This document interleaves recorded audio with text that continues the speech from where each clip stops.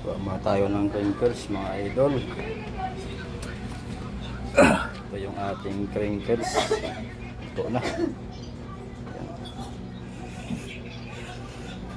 Yan yung ating crinkles mga idol.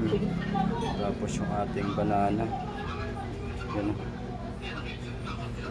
Yung ating crinkles.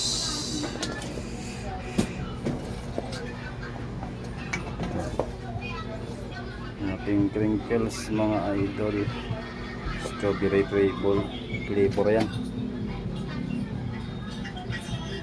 strawberry flavor yan o. Pa-check naman idol kung ayos pa yung gawa natin o may mali. Yan na yung kaya natin gawin mga idol. Yan yung ating crinkles strawberry.